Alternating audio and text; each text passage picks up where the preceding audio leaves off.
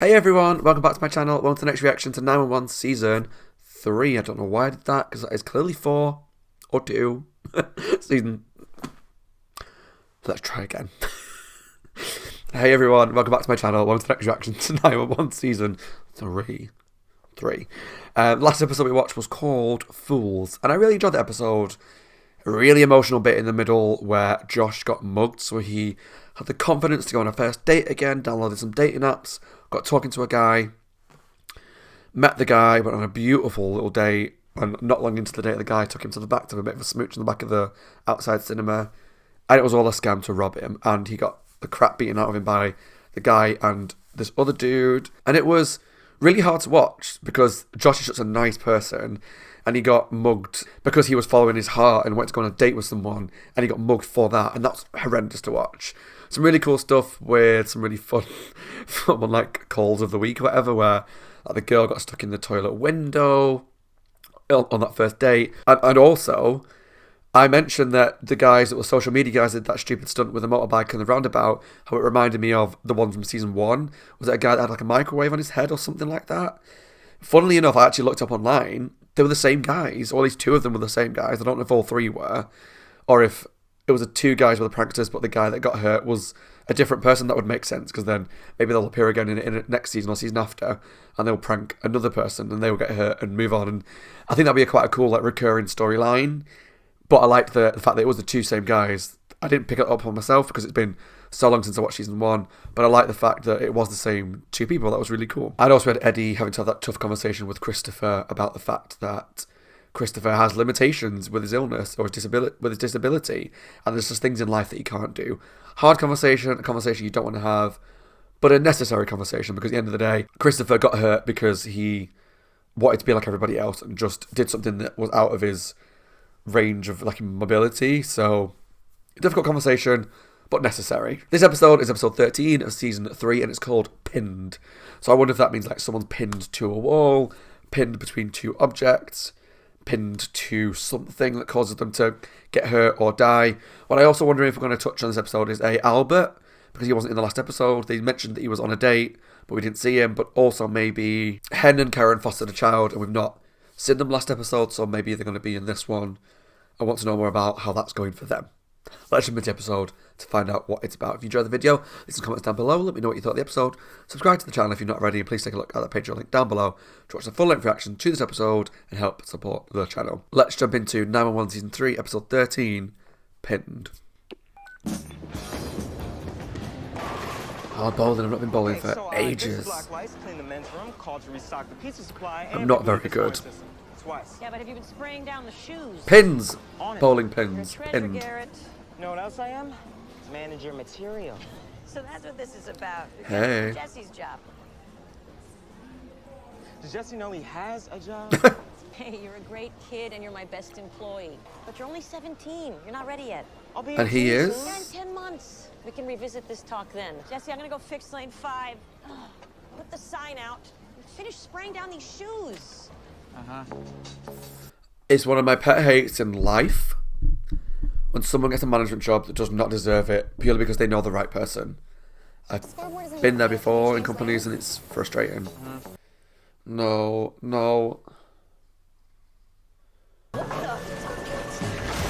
Oh. You in charge here? I guess. Fire his ass. Seriously.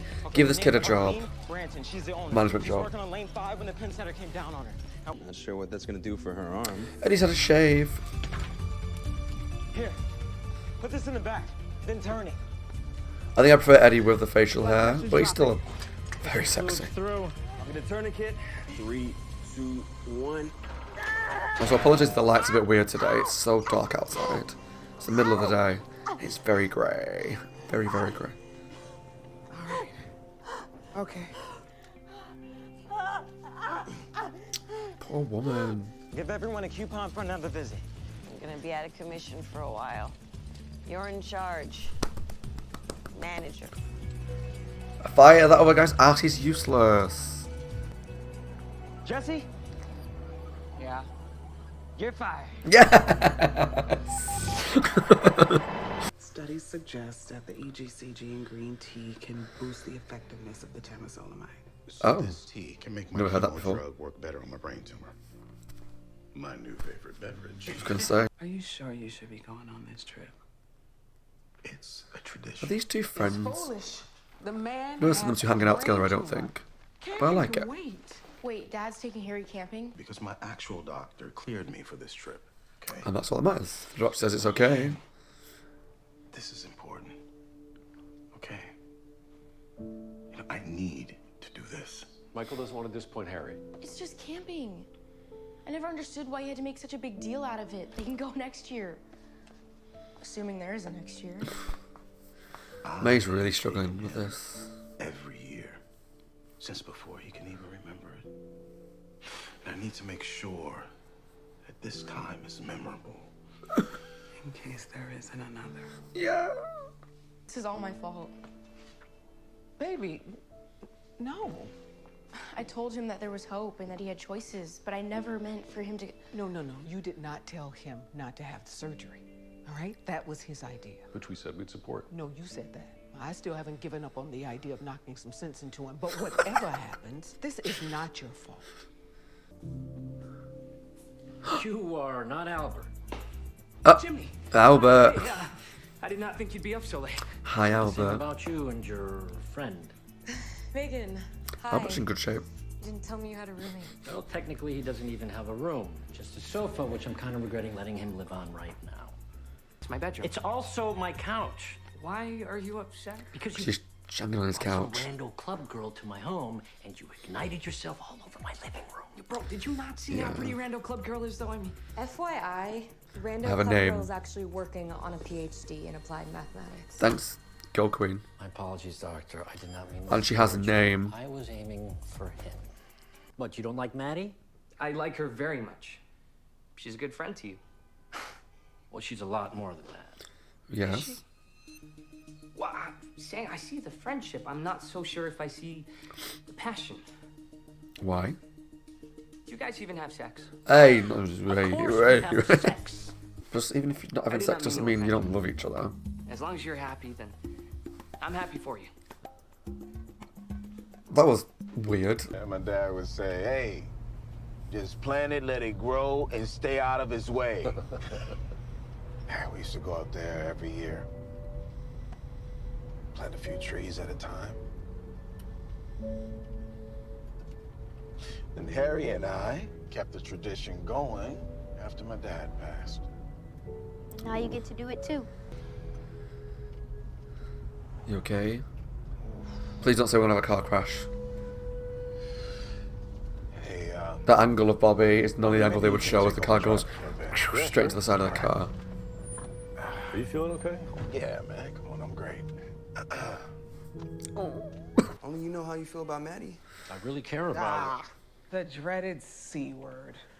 I really care about good art support. That's not how you feel about your significant other. Obviously, I care about her more than good footwear. Okay, how much more? Neither of us have actually said those exact words out loud. You've been together for like a year. Technically, we have been Not dating for really. 10 months and 3 weeks. So you've been together for like a year. It was a rough Everything road. she's been through, you know, that we've been through, we just Yeah. wanted to take it She slow. literally got stabbed by her ex-boyfriend. Although I wouldn't mind at all if you decided to follow in my footsteps. Either way, I am very proud of you. So we're going to celebrate your first acceptance letter, whether you like it or not. Good, good. Maybe after lunch we can go to the mall. We can celebrate with some new clothes. You say yes to USC, I may buy you a whole new wardrobe. So much for not trying to sway me. Last time we went east, so I was thinking maybe we can go south, southwest, and north. Okay, yeah, that sounds good. It doesn't look so good. Just give me a few minutes to lie down. But we always pick the spot when we get here. It's tradition. Well, maybe this year we start some new traditions. Hey. Don't need any new traditions. Just give me an hour, please. An hour? A few minutes a minute ago, and that was an hour. Ever since I let Mitch borrow my tools, these things don't work right. The whole thing's jammed. Crying out loud, okay? It's gonna go off. It's gonna. No! No! Oh my God, Dad? You better call 911. Now. Hey, Dad, listen, I'm gonna go get Mom, okay? And we're gonna meet you there. Do not. Which makes me worry. What happened? Oh my God, you've got a nail sticking out of your chest out. She's gonna figure it out. I didn't say I love you back to my daughter. That's the last time I speak to her. Don't worry. You'll have plenty more chances to tell her later. No, maybe not. Did you place these leads correctly? Of course I did. Why? What's going on with this heartbeat? He's about to code. We're still 4 minutes out. Okay, I got the bag. Yeah. All right, starting compression. I was thinking like this whole thing felt very kind of low risk. It's a nail in the heart. Obviously that's bad. But there's not a lot of drama involved. Wow. I think I'm making a hole in his heart bigger. They'll fix it at the hospital. Now his ticker's pumping like Old Faithful, 80 BPM with normal rhythm. Where in the hell have you two? Okay, he's alive. Ooh. Dad, me and Bobby went hiking. We went Good. to go find some spots for the treat. We were supposed to go together. Hey, we just wanted you to rest. Bobby, I am fine. No, Michael, you're not. No. And I think it's time we all start admitting that. Oh, do you now? Do you have any other thoughts of how I should be handling my brain tumor? I've got a few, yeah. Dad, I was. Harry, stop. Bobby and I are talking. No, you're not. You're fighting. That's not tradition. Harry. I don't even want to be here. Let's just go home. Oh, this is awkward. Harry! He is terrified. The numbness in your hands, the fatigue, you think you're hiding it, but he sees it, and he's making that tumor suddenly very real to him. Oh, well, it's pretty real to me, too. I'm the one fighting for my life here. Well, what about his life? And May's? Did you know that she got into USC? Oh. What? Oh. When? She got the news 2 days ago. Then she found out we were going on this camping trip, and I got to see the joy just evaporate from her face because she's that worried about you. Michael, her father might be dying. How does that not have everything to do with her, with Harry, and with Athena? We're all just trying to support you, Michael, but you keep pushing us away. I'm not pushing anybody away. You are. Without meaning Listen, man, to. I'm taking steps back. So you guys can have all the space. You know, to learn. To learn what? How to be a family when I'm gone. I have a lot of thoughts. Josh. Big plans tonight? Maybe. Looking better. It's Jeremy said good. that he's gonna take me out for dinner. There's something that he has to tell me face to face that can't wait. Oh, God, you don't. Still got a few little Breaking up bruises. with me? Well, if he is, he picked a very expensive restaurant to do it in. Oh, then it must be good news. Don't be the person who immediately assumes the worst anytime they get asked out on a hot date. That's my job now. I'm sorry. Honestly, a little skittish still. Yeah, Yesterday, I was fair. convinced I saw Greg, or whatever his actual Greg. name is, outside this building. Of course, the day before that, I thought I saw him at my chiropractor's. The jumping at shadows phase. What are you still doing here? It's the end of shift. Why He's is no one cute. going home? Picking up some extra hours. Well, I'm going home to change for I don't know what. Anyway. Why is he here picking up extra hours? That feels like that was put in there for a reason. And I want all the juicy details in the morning. Okay. Just one of those things that like. So no karaoke tonight? Guess not. I knew he was don't know. stubborn. I'm not sure. I It's one of those just things like hope why you snap why out have they of it and do filmed what that makes scene the with that most guy unless sense. it's going to mean something. I don't You know. mean do Maybe I'm what just overthinking you it. think makes the most sense. I never thought in a million years that I'd have to prepare him for the possibility of losing his dad. Not at 10 years old. Some things you really can't prepare them for. How am I supposed to come to terms with that? You're not. You're just supposed to Oh, take but why do I it want to one cry? day at a time. Something about Athena that has this place. You breathe and you hope for the best. Easier said than done when I don't know how many days he has left. You know, I bet this isn't the first time that Harry and May have had to face the possible reality of losing a parent. What do you mean? Hello, you're a cop. You know, you're a cop. You risk your life every day. You know what May said the other day? Assuming there is a next year. I mean, she casually mentioned that her father could be gone in a year. Maybe she's right. Embrace the not knowing. Let it force you to live every day like it could be his last. Look Your at her other option face, is she to looks live so in fear sad. of it, Athena, and that's not who you are. But I am afraid. If he dies, I'm scared of what he'll do to May and Harry, what he'll do to me. I love you. Yay. I didn't mean to lead with that. You don't have to say it back. I'm not sure that I can. Understandable. Not in those actual words. Look, I used to say it a lot, even after I stopped feeling that way. Exactly. They were a shield, but it is how I feel about you. Yay. I feel a lot of things when I'm with you. Happy. Safe. This is too A cute. million other things that I can't explain right now, but Dirty bitch. I I'm joking. feel all of that. And I was thinking that maybe we need to take the next step. Oh my God, public proposals make me squirm. What? No, Maddie, no. Wait, what? No. No. Well, are you gonna open the box? Come on, sweetheart. Something's gonna go wrong. Someone's gonna go. Sorry. They're gonna get trapped like in the revolving As bit, if there maybe. isn't enough pressure on a marriage proposal, they add an audience. The answer is... You're joking. He was Seriously, Larry? joking. Earrings? 5 years together and you bring me up here for earrings? It's your birthday. Yeah, next You- week. Whoa, that's I not wanted to cool. surprise you. Well, I'm not surprised. I'm... It looked like it. Whoa! Pulse is steady. Are you guys doctors? Former nurse. Current paramedic. All right, I gotta find something to pry this loose. Watch your vitals. Good job they were here. Wendy, my name is Maddie, and I'm gonna stay with you, okay? Can you cut through the table? Or axe How the we doing, table? Wendy? Don't. I'm the idiot. Yes. I didn't ask because I never thought you would say yes. But you did. Yes, Larry. Is this appropriate? She might die. Wait, were you gonna ask me to move in with you?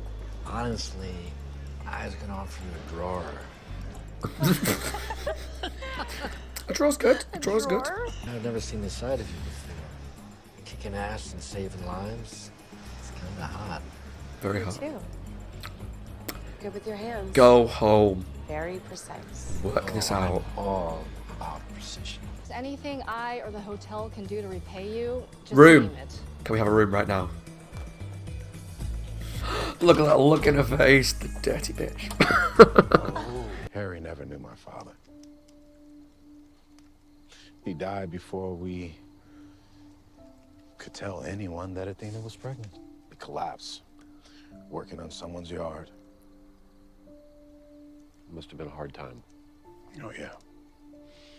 But when we found out we were having a boy, I could only think about my father and how my son would never know him. I get that. The way he talks about your father and the trips to this place, you've kept him alive for Harry. And that's why I brought you here. I have had 18 years with my daughter. I have watched her grow into an amazing, strong young woman. But my son, He's still a boy. oh man, I want to be there with him. I want to see Have him the surgery. grow up. And I don't know if I will be. I need you to help keep me and my father alive for him. I don't feel like he's gonna survive. Jimmy's in great shape. You know how distracted I get just by a good body and a pretty guy. Oh, we never got to have our candlelight dinner. Where were you all night? None of your business. Getting laid. Call. I was worried. Well, you know, I took Maddie out to talk and things. What? Ignited. So, how'd That it was a go weird last shot. night? I need details. Seems like there's a big police presence here today. What's up? Scheduled sit-alongs. It's on the calendar. Not that you ever read it. Well, I don't have This is to. the end of the Have you? episode and I've got a bad feeling. Well, Jamal, have you been here all night? No, just feels like I was. Jamal. Perfect. Just I've like watched enough everything TV else to last know night. that the signs that You should something get done up and is paint coming. the town more often. Oh, I don't know. My favorite part didn't involve fancy clothes. Morning, Maddie. Morning. Yeah, we've got another so character this that we know conversation is about. officially not safe for So there's work. Josh, Jamal, We really Maddie. should go. increased police presence. Call me after your shift. Maddie, this is Officer Brown. He's going to be shadowing you to see how we work at the All right, court. handsome. See any good movies lately? Whoa! End the call. Maddie? Carefully. I love you, Howie. That's a sign. Ladies and Oh, I thought he shot her then. Get up. Get up! We are taking control of this facility. Do not move, or you will be shot.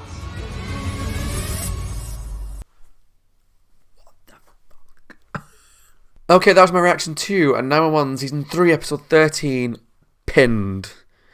What was that ending? What the hell? There was a lot of things actually laid in place for that ending, but we'll talk about that at the end, because that's going to be obviously the big main push for the next episode. So, let's go back to the main part of the episode. Let's talk about Michael, because that was a huge storyline. So, Michael has this yearly camping trip with Harry, and he wanted to go on it even though he wasn't well, and they took Bobby along just in case things weren't, something happened while they were out there. But it was very clear, even on the drive down, Michael's not doing great. And it feels like all the little signs are put in place for the fact that he may die, because he's doing these, like, I want to do one last camping trip just in case I can't do it again, and I want to be there for when she goes to college, or all these different things that just feel like he might die. And I'll be very sad if he does, but what I do hope is that enough kind of sad things happen to him that he kind of goes, okay, I'm going to have the surgery, let's get this done, and it works, everything's fine. But I'm just not sure. I don't know how I feel right now. Let's move that a little bit. I don't know how I feel right now about how things are going. It's one of those really frustrating things to watch, because you can see both sides. Michael wants to be normal, act like everything's fine, carry on like normal, do these things again for his kids, but the kids can see the signs that he's not well. They can spot the shakes, the tiredness, and all the other symptoms that he's trying to pass off as, no, things are fine, everything's all good. They know he's got a tumour, they know he's not having surgery, they know he's got some treatment going on. He's trying to pass off like everything's fine, I just need a bit of sleep, bit of this, bit of that. But obviously the kids know about the tumour, and they're going to be very worried about him. Everyone is, but the kids are going to be struggling, and so they're going to see all these signs. And Michael wants to act normal, and I'm dealing with it the way I want to deal with it. I'm living my life, and I'm scared, and I'm fine, and all these things that I get why he's acting that way. But his kids are going through it as well, and they're struggling with it because they are kids and their dad's dying, or at least on his way to dying. And so it's frustrating that he's lashing out at other people or pushing them away when he says he's trying to prepare them for when he's gone, which it's commendable, I guess, but he's not terminal. And even if he was terminal, he should be spending time with them while he can, rather than push them away and trying to get other people prepared. But then but this is where I think he is conflicted, because I want to prepare them for when I'm not here. Okay. But then when Bobby took Harry out to go and find trees whilst Michael was sleeping, find a spot while Michael was sleeping, he then lashed out at them because they went without him. It's like, you're saying one thing, you're doing another, but I guess it's all in the grief and the confusion and this fear that he has about dying, and I totally get it, 100%. I understand why he is the way he is, but he needs to think of his kids as well, and that's why I like that Bobby was quite firm with him and just said, you're not okay, you're not doing well, you're clearly, your health is getting worse, think about what's going on, think of the kids, and think of that kind of shit, right? So I get that they need to be firm. Whilst I understand what he's thinking, I don't think he's necessarily going about things the right way, but everyone's going to react differently to those kind of diagnoses. So yeah, the camping trip was okay. Like, it wasn't the best part of the episode for me, but I liked the emotion behind it, and the Bobby and the Michael scenes were really nice. Learning about Michael's family and how he wants to prepare like Harry and May, and he wants Bobby to take care of them when he's gone. It's like, but just please. It feels like he's given up. I get he's like, just in case things go wrong, I want them to be ready. But there is an element of it that feels like he's given up, and that's really sad to see. Really sad. We also have Maddie and Chimney. Albert. Well, let's go back to Albert. I feel like I'm falling in love with Albert very quickly. I mean, like My heart is with Eddie and Buck, don't get me wrong. Like, those two are fire. But Albert's just quite sexy and quite cute. He was like hooking up with someone on the couch. And I get Chimney's frustration because, yes, Albert is living with them and he's living with them on the couch. But because he's not staying in a... If he had his own bedroom, it would be fine, I think. But because the couch is like a communal area where everyone has to sit and have food or watch TV or just sit and talk with friends and family, for that to be the place that you're bumping uglies with strangers on, it's kind of just a bit gross because not just the hygiene of it, but if you leave fluids anywhere, let's put it that way, or if, I don't know, it just feels a bit grim, you know? So I get Chim's frustration, but then he was like, well, you're not very passionate with Maddie, so we took her out for a nice meal, told her he loved her, and I loved that conversation between the two. I thought that was very immature, because I know so many people who, if you told the partner they loved you, you loved them, and I didn't say it back, but kind of said what Maddie said, which was like, I feel it, I just can't say it, because I've said it so much as a response, as like a reflex. What's the word I'm looking for? Reactive statement. Like, I said I love you because it was like a shield with Doug, and I love you, no, don't get me wrong, I was like, Doug, I love you, don't worry, I love you, when she didn't feel it, so she struggles to say it, which I totally understand. And I thought that conversation was so mature that he was like, you don't have to say it. She's like, I can't, but I feel it, and that was enough. That's enough. They love each other, and he knows that, and that's so great. And the fact that they were both there conveniently when someone got crushed against the wall was funny, because like, how often these people on doing their daily life and something goes wrong and they're there for him. Whereas like, I've been in so many restaurants and bars because of work and other jobs, and no one's ever been in that critical, like a crushed against the wall emergency. But yeah, when these guys go out for a simple meal, something always goes wrong. So, but I like that scene. I thought it was nice watching them work together, and like the whole, oh, I've never seen you like in that kind of mode before, like working together. It's kind of sexy. She's like, oh, well, yeah. And he's like, oh, I'm good with my hands. It's like, right, get a room, go and do what you need to do. And so I love when the hotel manager came over and was like, is there anything we can do to say thank you? And her face was like, you're like, okay, go and get a room, go and do it. You know, it's great, it's all good. And then the little cute scene when he got back home with the thing over his shoulder and the coffee. I'm really liking their relationship a lot. I like the maturity of it, and they've been through so many traumatic things. Maddie went through an awful situation, which would put someone off dating for life sometimes, and she's working through her emotions, and he's there for her, and he understands her, and he supports her, and that is great. I love that. Oh, I love it. And Albert is just so cute. I know I said I want to see more of Hen and the foster kid. We saw them briefly right at the very first bunch of first quarter of the episode, I think it was. The kid was getting put to sleep in Michael's apartment. She had a conversation with Michael. I don't remember them two having much of a friendship. I know she's more of a friend with Athena, so it felt weird to me to see her having a nice drink over at Michael's apartment. Maybe they do, and I'd not noticed it before.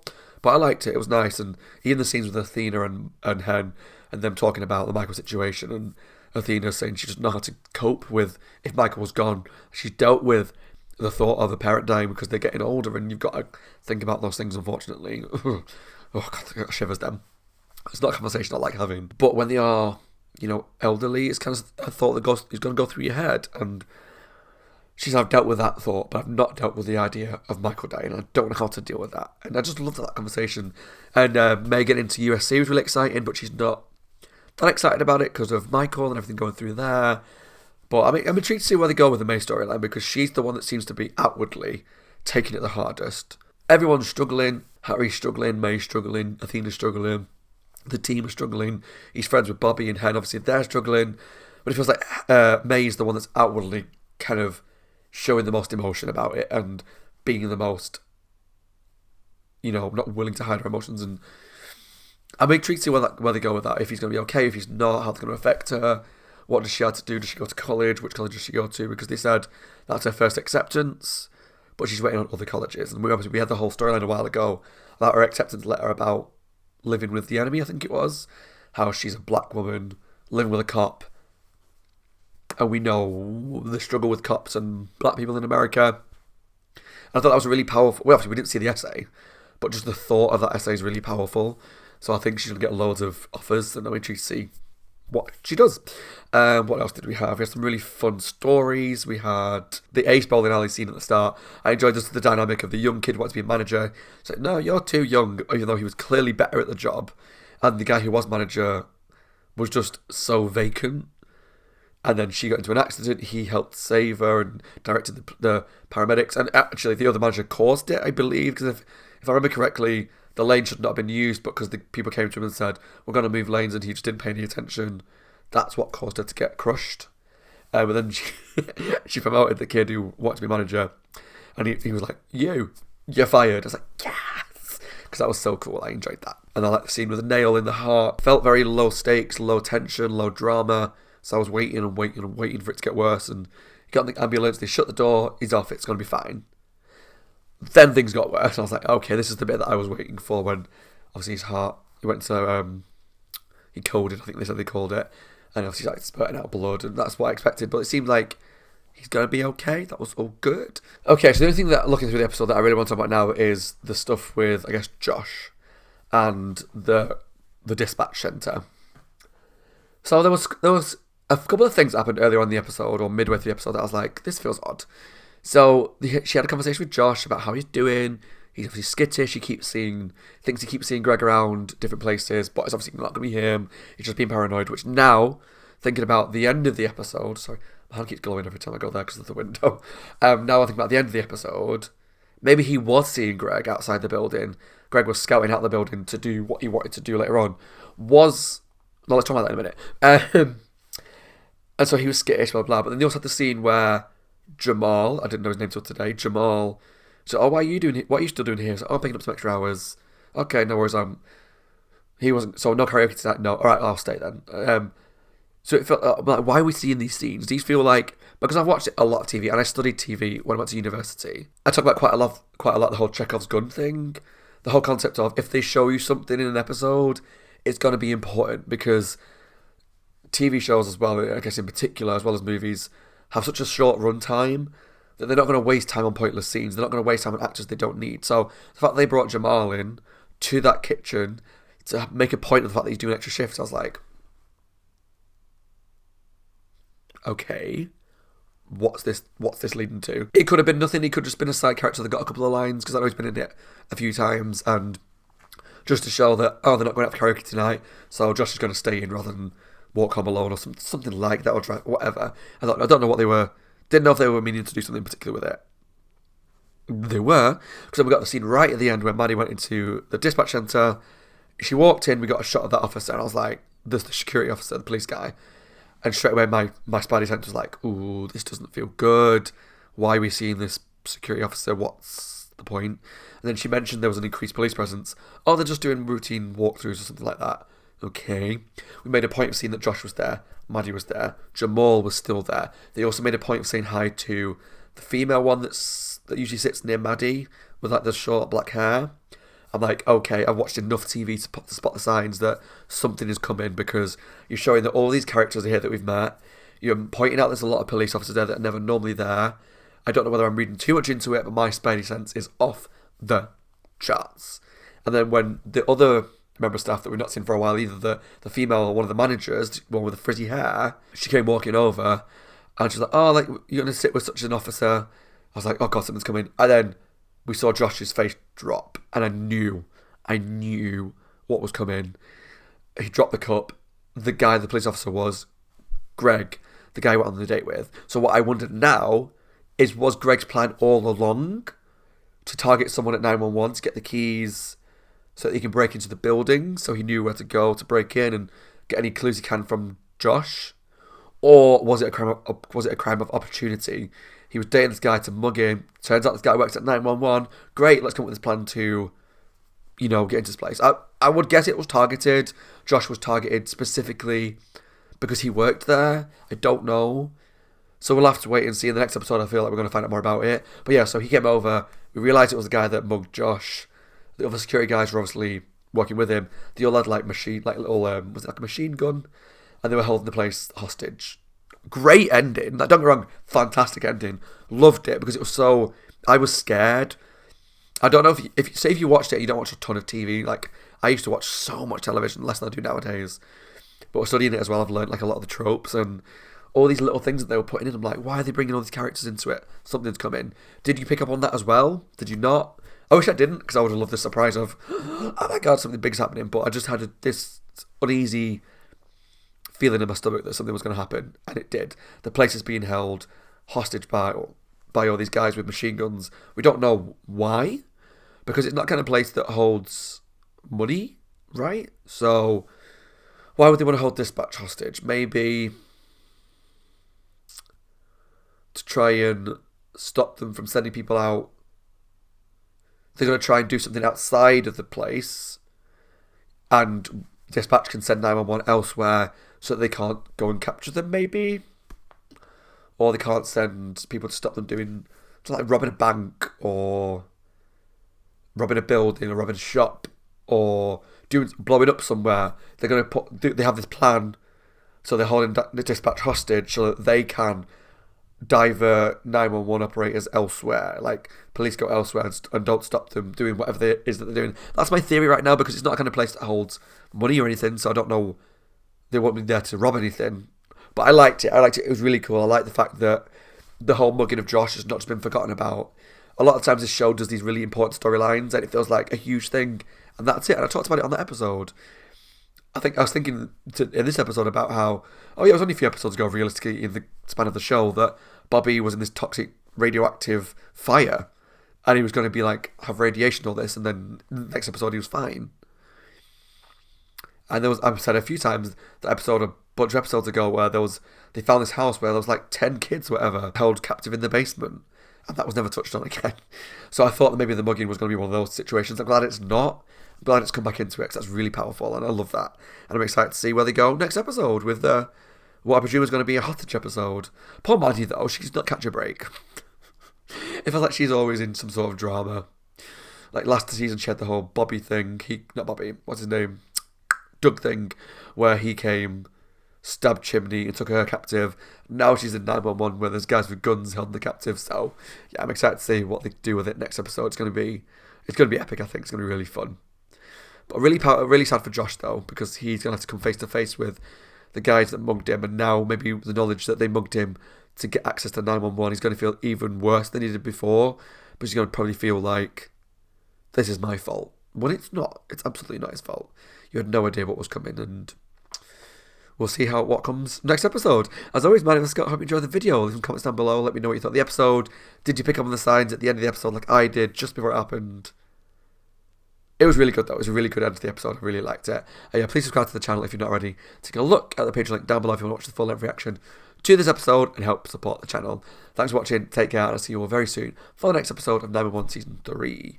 Bye guys. Take care. Stay safe.